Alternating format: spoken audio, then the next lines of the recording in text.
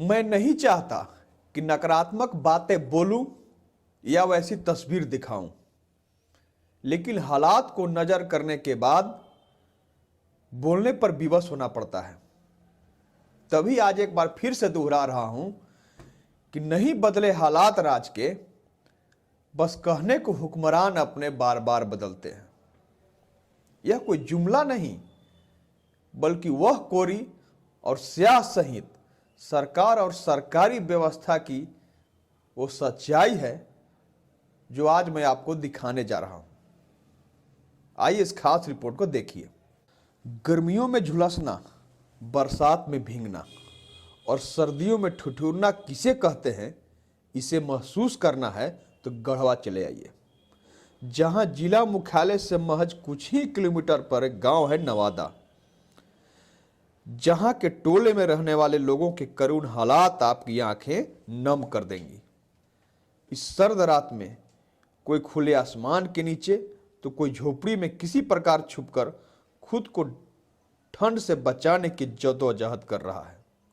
पर आप कल्पना कीजिए, जब बंद कमरे में रूम हीटर और ब्लोअर के बाद भी हम आप ठंड का एहसास करते हैं तो वे बेचारे ये क्या महसूस करते होंगे। इन्हें धिक्कार जाति कहा जाता है, जैसा कि हमें बताया गया, पर हम यहाँ व्यवस्था को ही धिक्कारेंगे, क्योंकि इनके हालात आज के नहीं बल्कि सालों के हैं।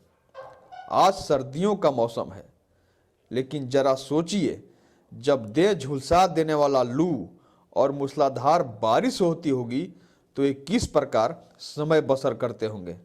अरे ज्यादा सोचिए मत, उसी प्रकार करते होंगे जैसे हर गरीब किया करते हैं। कौन परेशानी है पूरा बताइए। हाँ, हम लोग की घर नहीं है सर, कॉलोनी नहीं आया। 10 बरस से हम लोग झुग्गी में पड़े हैं, अपना कबाड़ा वबाड़ा चुनते हैं, उसी में अपना पेट रोजी चलाते हैं।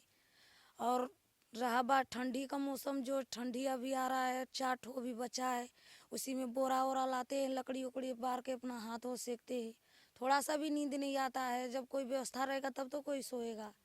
हम लोग रात का भी ऐसे ही 4 बजे सुबह में उठ कर फिर अपना चला जाते हैं कबाड़ा बीनने के लिए। फिर वहाँ से आते हैं, लकड़ी काटी, फिर अपना चावल चूल लेते तो खाना वाना बनाते हैं।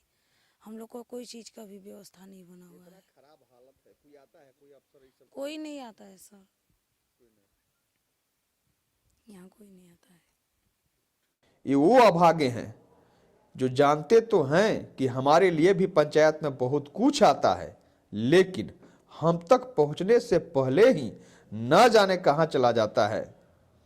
पहले सुबह शहर में निकल कभी कबाड़ा चुनना तो कभी काम मिलने पर मजदूरी कर किसी प्रकार पेट पालते लोग सरकारी सुविधा से महरूम क्यों हैं, ये सवाल वो भी पूछते हैं, जिसका जवाब शायद यही होना चाहिए कि आपने पंचायत में रिश्वत नहीं दिया।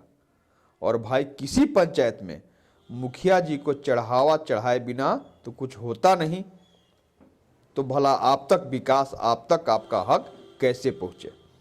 में रहते हुए हैं इतना दिन से, फिर क्या बोलते हैं कि हम लोग का व्यवस्था नहीं हो रहा है। अनाज पानी के लिए जो था वो अभी विसर्जन हो गया है। अब सरकार से ही विनती कर रहे हैं कि हम लोग की भी थोड़ा सा सहायता हो जाए। हम लोग की भी ठंडा में इसे झोपड़ी में है तो कैसे रहते हो? सर यही रहते हैं, बस कंबल में अपना गरीबी स्थिति देख रहे हैं, कबाड़ा वाड़ा बीनते हैं हम लोग, बस यही है। अब बस गुजारा कर, कोई नहीं देखने आता है सर, बस जो है तो हम ही अपना से अपना काम चलाते हैं सर, यही है। मुखिया, सरकार और सरकारी व्यवस्था की नजरों से ओझल इन लोगों पर इंडियन रोटी बैंक वालों की नजर पड़ी। फिर क्या था, संस्था के लोग पहुंच गए उनके झोपड़े तक और ठंड में ठिठुरते असहाय और लाचार लोगों को कंबल का सहारा दिया। सर्द रात में ठिठुर रहे उनके झोपड़े तक पहुंच उन्हें कंबल दिया गया। पिछले कई सालों से गरीबों और भूख से व्याकुल लोगों तक रोटी और ठंड से ठिठुरते लोगों तक कंबल दे सेवा करने का धर्म निभाने वाली रोटी बैंक की गढ़वा प्रभारी अंजलि गुप्ता ने कहा कि इनके दुर्दिन हालात भावुक कर देने वाला है। आज जरूरत है इन्हें हर तरह से सहयोग देने की। हमें पता चला कि यहाँ बहुत हालत ख़राब है। लोग ऐसा रहता है झोपड़ी में कि कोई व्यवस्था नहीं है, न राशन का व्यवस्था है, न रहने का व्यवस्था है, किसी प्रकार का व्यवस्था नहीं। हमको पता चला तो हम इंडियन रोटी बैंक की तरफ से हर साल कंबल का वितरण करते हैं जगह जगह जाके। इस बार भी 25 तारीख से नया सवेरा के तहत कंबल वितरण कर रहे थे। जानकारी मिलने के बाद हम यहाँ पे आए, यहाँ का हालात देखे और यहाँ के लोगों को देखते हुए हम सभी लोगों को कंबल दिए। और ये लोग का बात सुन के हमें बहुत तकलीफ़ हुआ, बहुत ज़्यादा तकलीफ़ हुआ मेरे को। उधर संस्था के ही भरत केसरी ने भी हालात को विषम बताया।